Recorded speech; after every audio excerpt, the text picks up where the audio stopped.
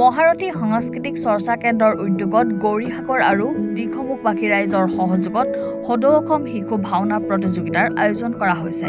গায়ন বায়ন সহ প্ৰতিষ্ঠা কৰিছে লাইখুটা। 20 ডিচেম্বৰৰ পৰা 25 ডিচেম্বৰলৈকে অনুষ্ঠিত হ'ব এই ভাওনা প্ৰতিযোগিতা। ভাওনা প্ৰতিযোগিতাৰ লগত সংগতি ৰাখি অনুষ্ঠিত হ'ব গ্ৰন্থমেলাৰ লগতে বাণিজ্য মেলাৰ।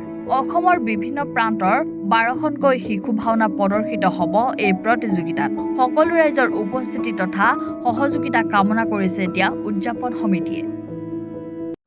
মহাৰথী সাংস্কৃতিক চৰ্চা কেন্দ্ৰৰ উদ্যোগত সমগ্ৰ গৌৰীসাগৰ আৰু দিখমুখবাসী ৰাইজৰ সহযোগত আগন্তুক ডিচেম্বৰ মাহৰ 20 তাৰিখৰ পৰা 25 তাৰিখলৈকে ছদিনীয়া কাৰ্যসূচীৰে গৌৰীসাগৰ নকটানী চিৰপৰি তিনিআলিত আমি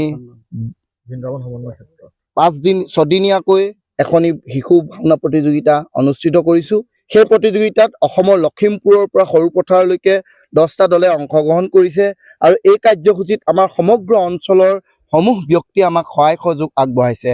এই ভাওনা প্ৰতিযোগিতাৰ উদ্যোগতে আজি আমি ইয়াত লাইখুটা স্থাপন কৰোঁ আৰু আমি সেই ভাওনা প্ৰতিযোগিতাৰ লগত সংগতি ৰাখি এখনি গ্ৰন্থসভা আৰু এখনি আলোচনী আমি ব্যৱস্থা কৰিছোঁ আৰু এখনি বাণিজ্যিক মেলাও আমি অনুষ্ঠিত কৰিছোঁ।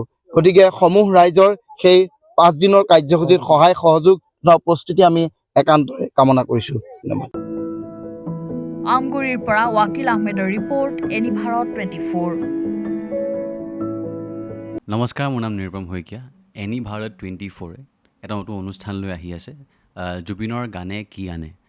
তাৰ অডিশ্যনসমূহ অসমৰ প্ৰত্যেকটো ডিষ্ট্ৰিক্টত হ'ব আৰু এটা ৰিয়েলিটি শ্ব' হয়। আপোনালোকে দিয়া ফোন নম্বৰ যোগাযোগ কৰিব পাৰে আৰু আপোনালোকৰ ওচৰলৈ এনেও গৈ আছে তেওঁলোক, আৰু আশাবাদী যে আপোনালোকে এই অনুষ্ঠানটোত ভাগ ল'ব আৰু আশা থাকিল যে আমি খুব সুন্দৰ সুন্দৰ গায়ক দেখিবলৈ পাম। ধন্যবাদ।